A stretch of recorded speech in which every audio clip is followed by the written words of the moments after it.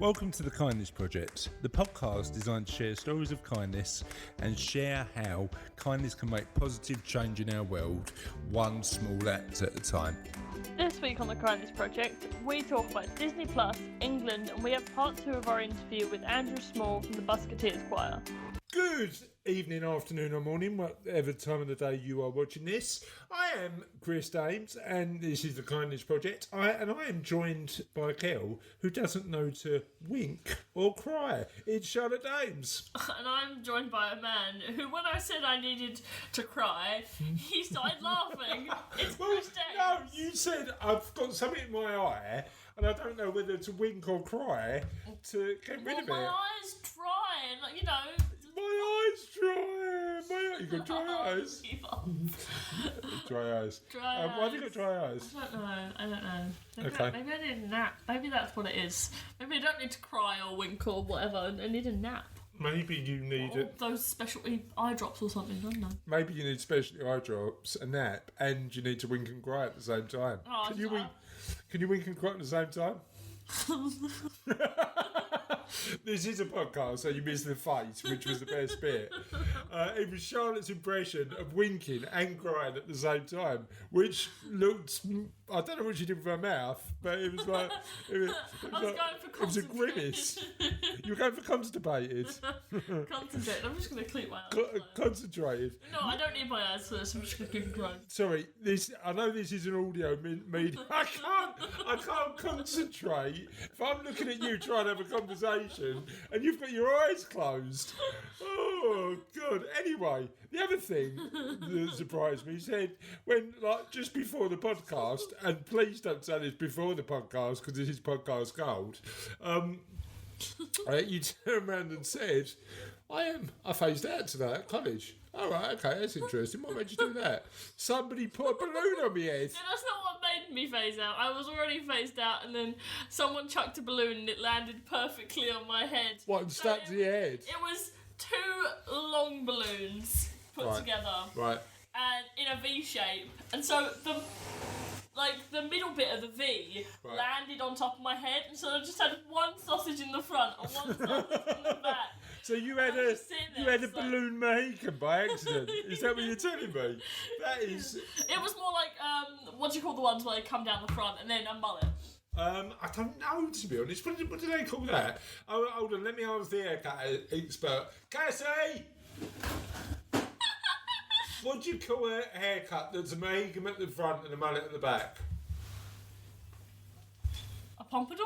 She's not answering. I'm thinking. She's thinking. Mo mullet. I'm going with pompadour. A mullet Haken. I don't know. Pompadour. Pompadour sounds alright. It sounds actually not a bad shout. I don't know what pompadour is, but I feel like I know what it is in association. Pompadour. If it turns out it's a type of dog, I won't be surprised though. So the other thing I want to talk about during this podcast is the conversation we had the other day about Loki, which is now on Disney Plus. It's been on Disney Plus the entire time it's been streaming. You got caught up. The fact that you said to me, Dad, you've got to watch Loki, it's amazing. And I went, great, who's in it? You went, Tom Hiddleston was Loki and the bloke from the Sophology ads. Now, I'm not sure whether Owen Wilson is going to love you just calling him the bloke from the Sophology ads. Would you rather have called him the tiny cowboy man from Night at the Museum? No, the star of Marley and Me or Wedding Crashers. I only watched Marley and Me once because it made me cry. I watched Puppy Days a lot more than I watched the original movie. Is that Clifford Puppy Days? I may be small, but I'm on the ball. Speaking of Clifford, you see they're making a live-action Clifford film. Are they? Yeah. Oh, I might go and see that. Yeah, me too. Is it bad that a 43-year-old man wants to go and see Clifford Puppy Days? Is it Puppy Days or is it Big Clifford? It's both. Is it? I think so. I just saw one ad. I want if the Clifford Puppy Days theme tune ain't in there. I vaguely recall someone I was excited about being in it. And I can't remember who it was. Was it the bloke from the Sophology ads? No, he's busy. He's in Loki. Is the bloke from I don't know what ad. The oldie ads. The oldie ads, yeah. Anyway. The Asda ad, all we've seen of him is... Yeah, it's got the geezer from the Asda ads bumming. Anyway, so that's been happening. And I suppose the other thing to mention is it very might well be, and by the time you listen to this, it might have come home. England are doing very well in the football, and as we record this, we're waiting for Wednesday, where we're in the semi-finals. I mean, I suppose you know the result now, dear listener, because it comes out after. All you want if you're not interested in football. All you want if you're not interested in football, which Charlotte's not.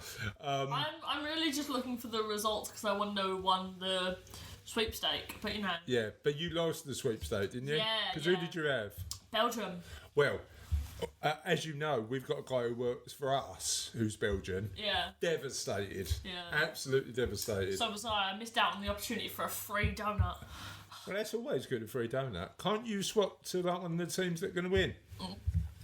No, because there's already someone else assigned to them. Can't you just go and buy a donut? That's not a free donut, that's just a donut. Well, you know what? I think you're right. Food always tastes better when it's free, doesn't it? When it's a gift, when it's given to you, Yeah. when you feel like you've accomplished something. So, who's buying the donut? Don't know. It probably won't happen there, though. What do you mean? Well, we're broken off for college. Sorry, somebody's promised a free donut, and it's not happening now. Yeah, probably. If I got promised a free donut and somebody didn't buy me a free donut, I'd be annoyed. Free donut. We were like, yeah, we'll do a sweepstake. There'll be a prize or something. I don't know. Probably a donut. I was like, no, right. So there is a difference between definitely a free donut, because that's an actual real life promise of a donut, or it might be a donut if we get round to it. It probably might be a donut if we No. Probably might be a donut. Yeah. You haven't missed out on anything really, have you? Because probably might be a donut is a whole lot of nothing. Yeah. Anyway. You didn't win though. Anyway, let's move on to question of the podcast, which is probably a question. It might be a question. Definitely is a question. Could be a statement. Could be an assumption. The question of the podcast today is, what does your ideal Sunday look like? We've already had this one, have we not? No, we haven't.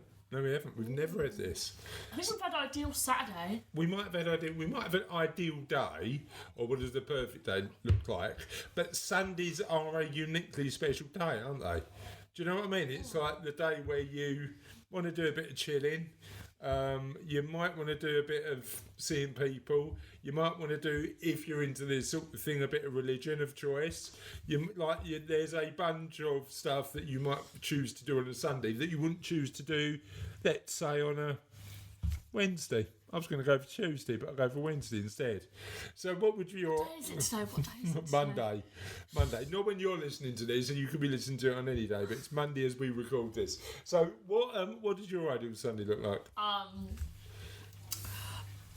A nice, comfortable chair and a book. Oh, that's my ideal every day. So yeah, that sounds like an amazing Sunday. Just like comfortable chair and a book. I like the rain. It's currently raining. It hasn't been.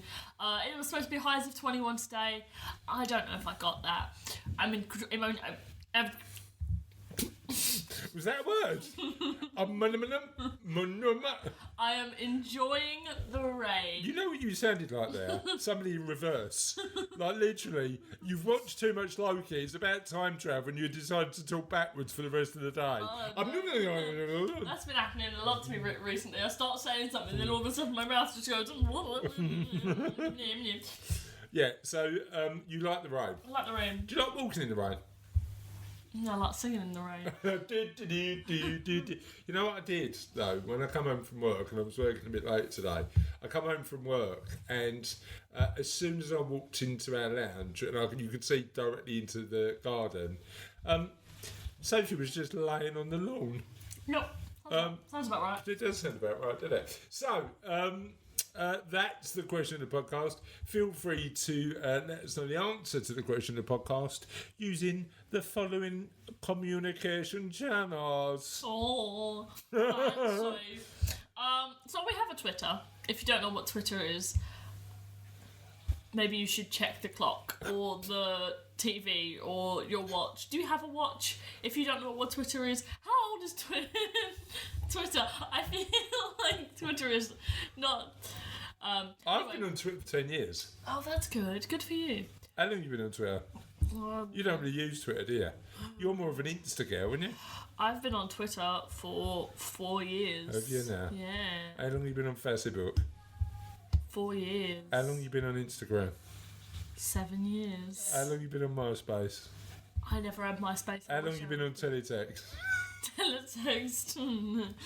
funny, No, funny joke making up an Sorry, I'm not making up Teletext. You know what Teletext is? No. You need to Google Teletext, right? Before the internet, there used to be a thing you could do on your telly that effectively gave you information. It was like an old school. Internet? No. Ask Jeeves. No. This was pre-internet.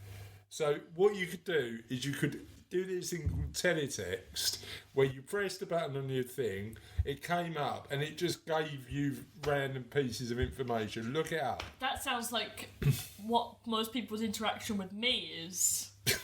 Or random pieces of information. Yeah. You're the modern teletext, Charlotte. I was talking to my friend earlier, and I don't know how it happened. We were talking about our days, and all of a sudden I was telling him these facts about ancient Egyptians and how they're the only mythology that... You are teletext. Well done. They're the only mythology that I know of that don't have owls as their symbol of wisdom, and they use the apes. Oh, interesting.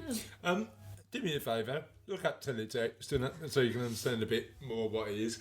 And it was even as sophisticated as it had this weird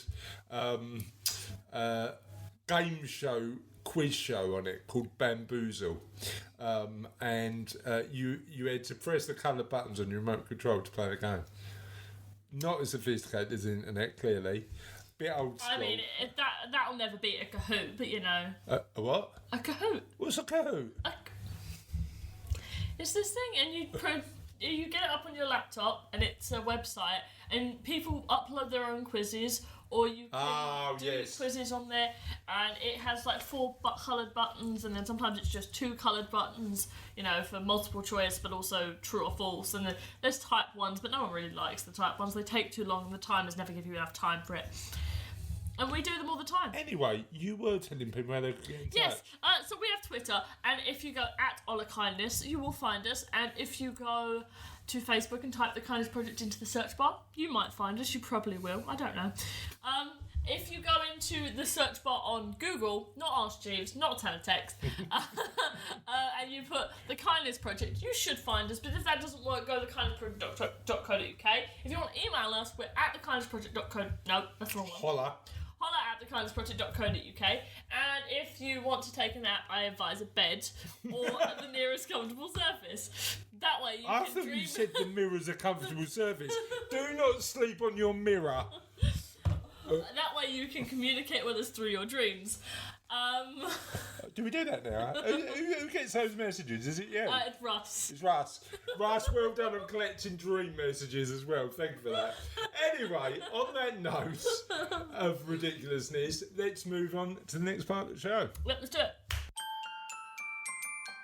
So this week we have got the amazing Andrew Small, part 2 of Andrew Small's interview. Andrew Small is the choir master of the Buskerteers. If you're in a position where you don't know what they're doing, I'd suggest you definitely take a look at last week's podcast, because they are a legendary bit of an amazing band who started during lockdown, raising loads of money for charity, doing loads of great work, doing some brilliant work online, releasing videos, and just some really, really good stuff. So the Buskerteers Choir, you can find them at www.buskerteerschoir.com. They're a virtual choir which hopefully is going out into the real world at some point in the future. Andrew was a lovely, lovely guy. I really enjoyed chatting to him. As I say, if you've not listened to part 1 of the interview, I'd recommend you do that. But here's part 2. Well, I mean, talking about video, and I mean, I'm a child of the 80s, right? So I was born in 77. I'm in my early 40s. I'm a child of the 80s. So I loved Together in Electric Dreams. I mean, that was like Miami Vice, a bit of Night Rider thrown in. Definitely like all of the 80s themes were there. Yeah. I mean, the jacket with the rolled up sleeves, Andrew. I'm loving a bit of that. I think I might bring that back. It's not a bad look, is it? To be fair. No, actually, we'll leave it for the 80s. I don't think I will be bringing that back. But what's your favourite song that you've produced so far? Well, I did really like Together in Electric Dreams. I mean, it's because it was so apt for the time as well. You know, like we're literally like in an electric dream. We're all having lessons online, and so it was really there to lockdown, wasn't it? Yeah, exactly. Yeah, so it was really apt, and of course one thing that one responsibility of mine I've learned over the time is how much fun the members get from choir. So. And it's not then they're not really getting it anywhere else in their life, you know. I mean, apart from the telly and whatever. But to have fun now with your friends is priceless, really. So I knew I needed to do something fun and a bit silly and a bit tongue in cheek. Yeah. And so I made them all dress up in 80s fancy dress costumes. And they did it. They did it. Fair play to them. They did it. So it was. But you know what? During lockdown, finding those elements that you can enjoy is important, isn't it? And if that means being a bit silly to just like mix the day up, it's super cool. Yeah, definitely, exactly. So you've got to keep people smiling and keep people focused on positive things. It's very easy to get, you know, swallowed up in all the negative realities of the world at the moment. You only got to look at your phone, and then it's like constantly, you know, ram down your neck the position that we're in. So it's escapism. It's offering them escapism, and it's one of the reasons I love doing this, because when this first started, and we started this two odd years ago, the reality is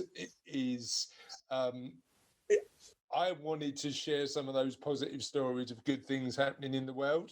And when you start looking, you realise that actually the majority of people are doing good stuff. Yeah. But what we hear is different, isn't it? You know, news isn't always positive. Talk to me a little bit about what future songs you've got planned. What are you working on at the minute, and what's in the pipeline? Well, we're about to start learning I Want to Break Free. Oh, by Queen. I've just realised I haven't got a Queen song on my 2021 playlist. I need to get that fixed. You definitely need to get that fixed, but there's a lot to choose from. There's a lot of really good ones to choose from. So, but yeah, we're gonna do I Want to Break Free next. We're gonna start that. And what we do with songs now is we've found our sound now. So, what I try to do is I try to reinvent the songs. With the instruments style. So it's a new vibe, and some of it works so well on some, and others not so well. So, you know, for example, so I was going to try. I tried to do. What did I try and do the other day? So there's a song I really like at the moment called "The Climb." So it's ridiculous because it's a song. It's like a pop song from the Hannah Montana film, right? So, but it's such a good song. It's brilliant, and lyrically, it's so when I'm choosing songs for the members, I really like it to be relevant. That's one of the most important things, because we're all living through this crazy time, and a lot of the time, you know, like when you need advice or you need support. And you reach out to your family and friends, they say all the right things and they support you, but it sometimes just doesn't go in. It doesn't go in the same way music does. Music just goes in, and you just absorb it and its meaning, and it just goes in a slightly different way. So the lyrics for The Climb, I still really want to do it, because you know the narrative of the song is you know, there's always going to be obstacles. there's always going to be this mountain in the way, keep on trying. and You know what? it's about the journey. You know what? I love The Climb. It is cheesy, but it is Yes. great. It is a great pop tune, and Yeah. weirdly, it's quite philosophical, isn't it? For a cheesy pop song, it's like, look, we are going to have barriers in the way, but just carry on moving forward. I can't believe I've admitted that to our tens of thousands of listeners, Andrew. But yes, The Climb is a great tune. There's no shame. We've gone from heavy metal and extreme to Miley Cyrus and Hannah that's Montana. the diversity of music, right? That's what music should be. That's why it's so beautiful. No, you know what? Weirdly, and on my 2021 playlist, my latest addition, not one I'm proud of, by the way, but I am enjoying it. It's Terrorvision Tequila, right? I'm a bit obsessed by that song, and I mean, like in a normal time, I wouldn't put it on there, but the poppy version, the version by Mint Royale, that was quite like funky. Yeah.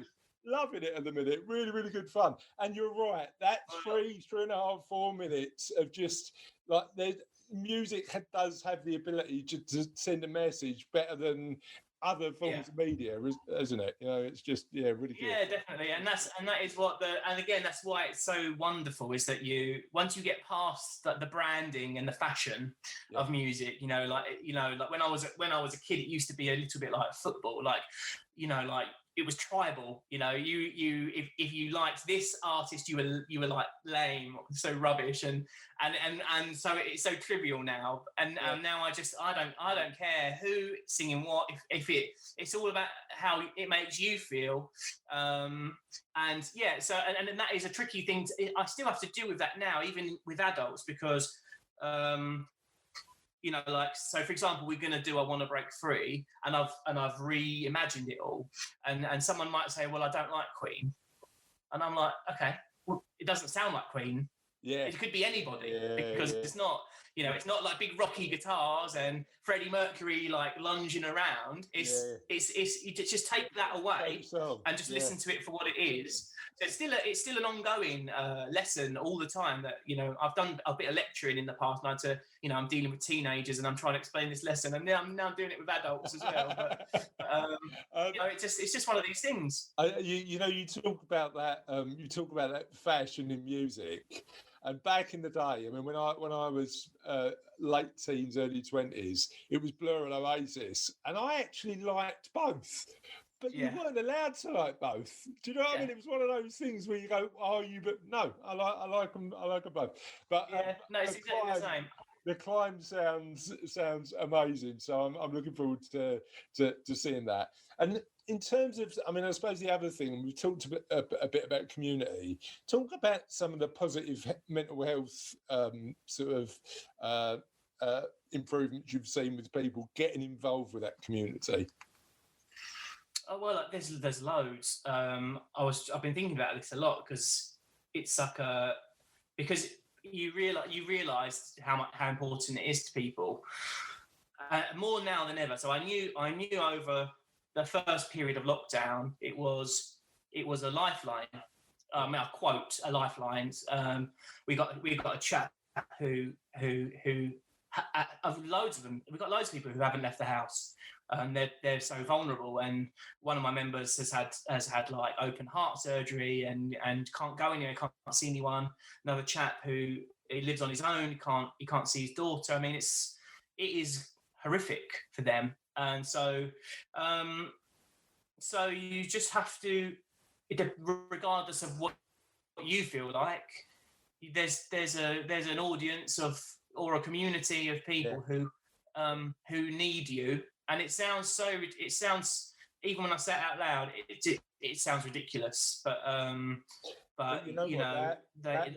being needed, and not only you but also members of the choir, is good for mental health, isn't it? Because that sort of dependency is like, I've got to be there because I've promised that I'll do something. Actually, it helps both of you. Yeah, it definitely. I mean, I was really struggling in that first.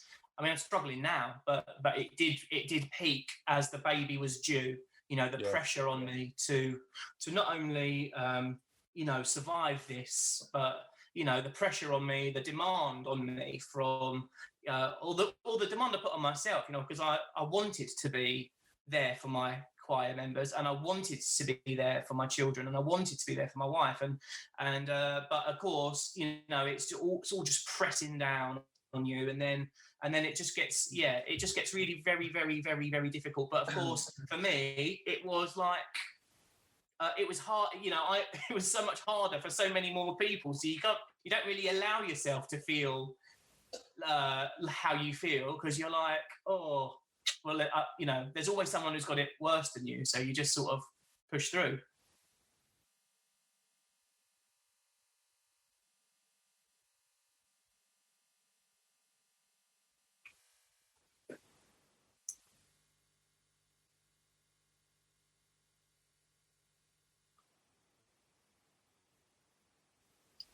Hi, Andrew. I think Chris has froze. Just give him a second and he'll probably come back. Oh, okay, thank you. I can't hear him anymore. Yeah, I think his computer's froze. Hold on. I can hear okay. you. I can hear you now. Sorry, mate. I couldn't hear any of that. Start again. Russ, you're going to need to do an edit on that, mate. Yeah, I'll make sure it's edited out. Amazing, thank you. I'll just pretend I knew where I froze, and then we'll move on from there. So I think one of the advantages we've had in recent times is the fact that actually talking about mental health and making sure that we can discuss it more openly is important, isn't it? It's just one of those things where we seem to have got to. And weirdly, I spoke to somebody on the podcast a few weeks ago, and one of the things they said is sometimes it's really difficult to talk about, particularly for blokes, funny enough, difficult to talk about mental health face to face. But if you're doing something, if you're actively involved with doing something, actually those sort of conversations happen. And that's why the choir's an amazing idea, isn't it? It's that, dealing with it, but not dealing with it face on, dealing with it by having the community and having friends to support you.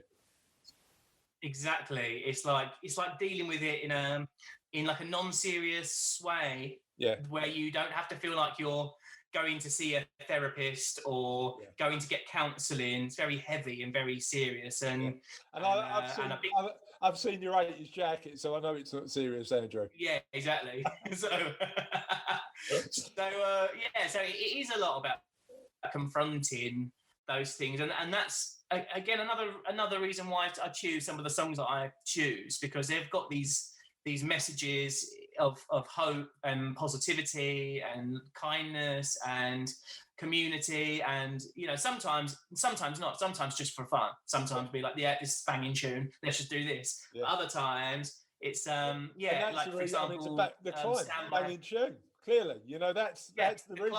Banging tune.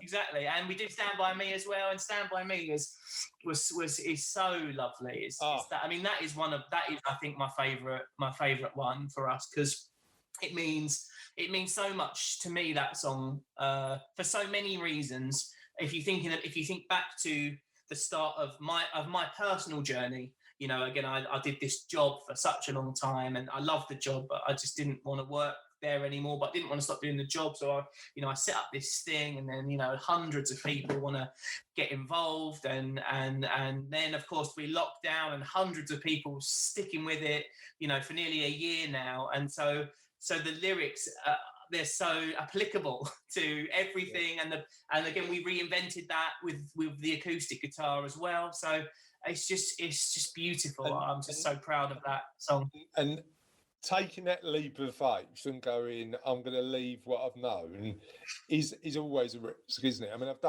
done it with the business. When we start the podcast, you just don't know whether anybody's going to listen. But there's something where you turn around and go, you know what, I need to give this a go, just to see whether it's going to work or not. But one of the amazing side effects that you've spoken about before is charity. So you've raised £40,000 for charity. Talk to me about how that works. Is that part of your membership, or do people just set up a GoFundMe page? How do you do it practically? Well, we a busking choir, so the idea was always to busk, and and of course, when that then became not an option, I had to reinvent what busking is for 2020. so yes, so basically we set up a Just Giving page, if you like, a Virgin Money giving page. Yep. Is the one that we use, only because you can make donations as small as £1. And we did support a local campaign. There was a local campaign last year with a young girl who had a brain tumor, and so they were trying to raise her some money to get her some treatment in America. Okay. And I just couldn't not help. I needed to help, and so we worked quite closely within a group called the £1 Warriors, and they're just wonderful people. And sadly Lily didn't survive, and she didn't get her treatment in time. But they do continue to fundraise and research for brain tumor research and stuff. And so oh God, it was so sad that time. But we did a lot of work with them, and the whole thing about the £1 Warrior thing was that one of Lily's friends, also called Lily, had this idea of what if we start a Facebook group and we get 300,000 people in this Facebook group, and everyone donates £1, and then we've got £300,000. Yeah, it was it was along those lines. I can't actually remember the exact figure off the top of my head now, but it was in that region, or 150,000 or something, and but it worked for her. it was amazing. So lots of people want to help, and they will, and if you enable someone to chuck in a quid, here and there, you're gonna reach. It's that collective action, isn't it? Definitely. Small contributions, but a lot of people doing it, mate. Yeah, exactly. And you need to inspire people to do that, because generally it doesn't take very long to make a donation online, but it's still trying to inspire anyone to do anything is it's hard work. So you've got to really throw yourself at it and give you the best that you can, and so that's why we use Virgin Money Giving, because our first ever campaign that we did was with Stand By Me, and it was in the peak of the pandemic, and everyone was extremely supportive of the NHS at the point where they were clapping on their doorstep every Thursday. And so we decided we were going to do some virtual busking. We were going to make this virtual choir video.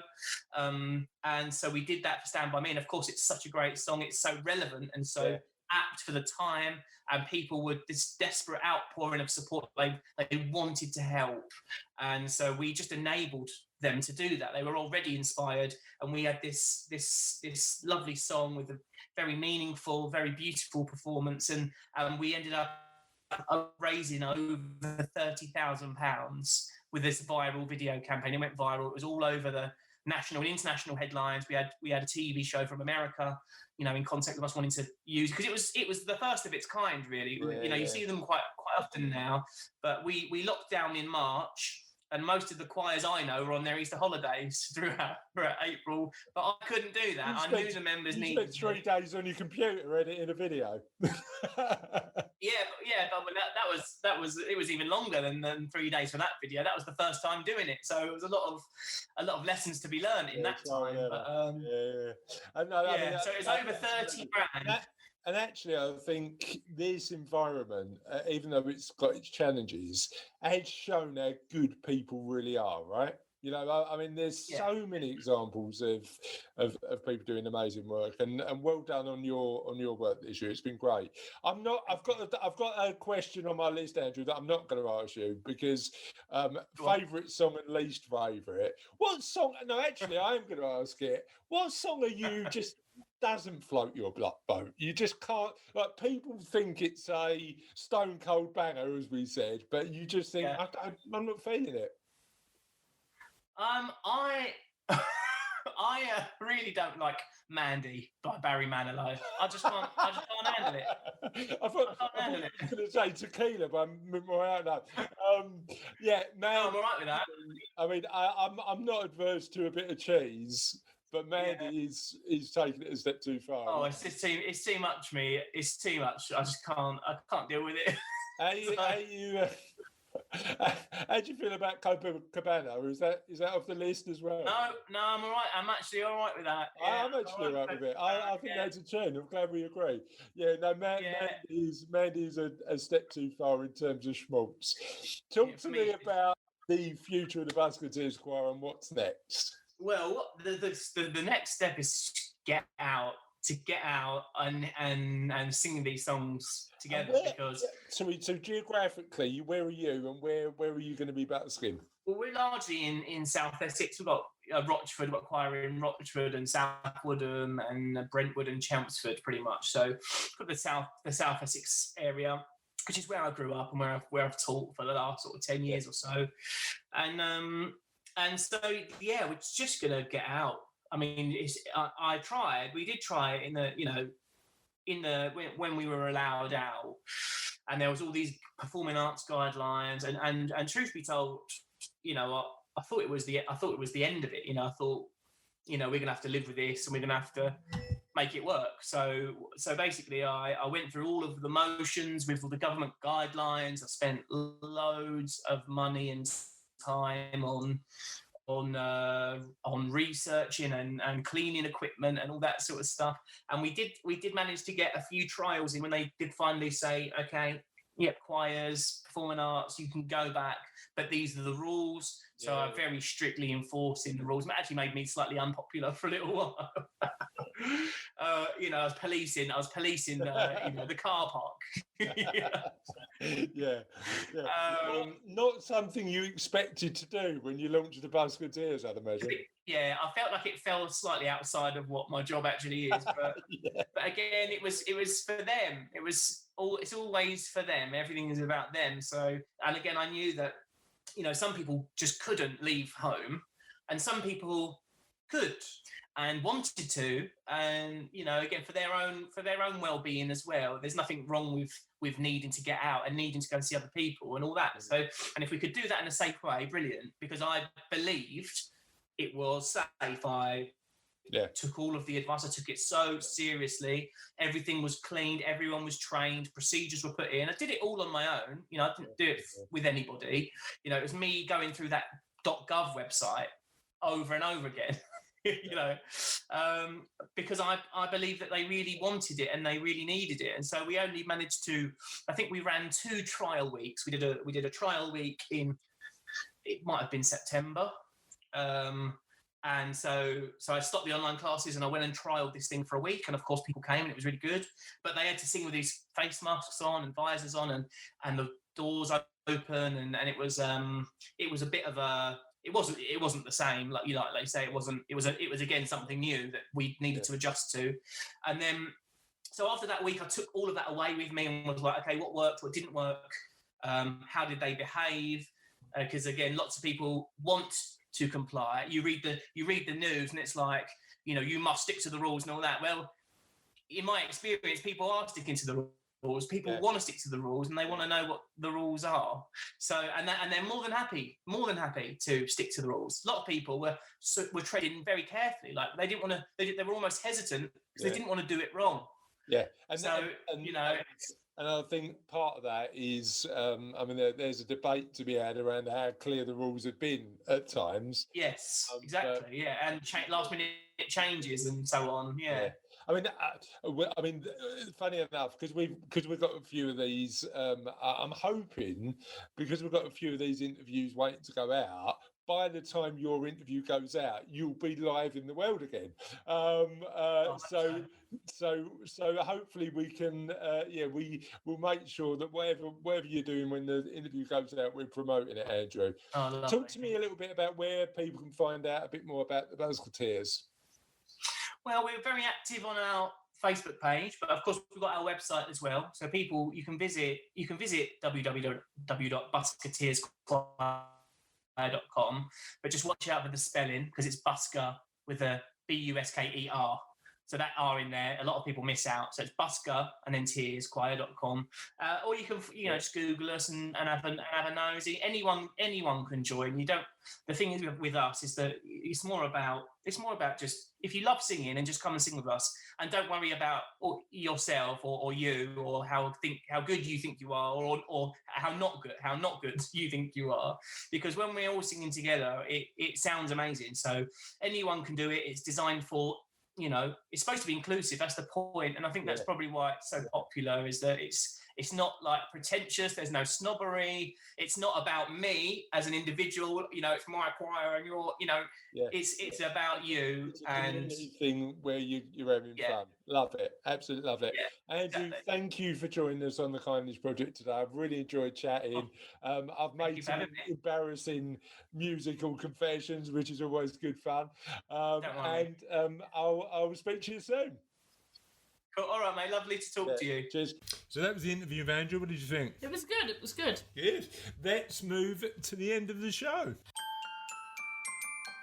'Tis the end of another podcast, but the end is never truly the end, because the end is only the beginning of something entirely new. And I believe you were about to tell us last week's question of the podcast, my good sir. Whoa, slick! Yeah. I am loving your professionalism after 100 and odd.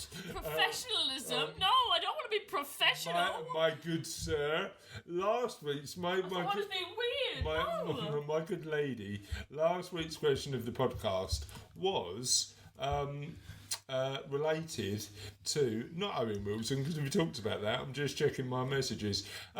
Weird foods, because we had a lot of people let us know about weird foods. So let me read a couple, and then you can read a couple. My kind daughter of mine. No. Yes. Steve Dan said pineapple on pizza. I don't think that's particularly weird. I'd have pineapple on pizza. Sharon Adkins said prawn and chickpeas. Eve Keith said lime pickle and cheese sandwich.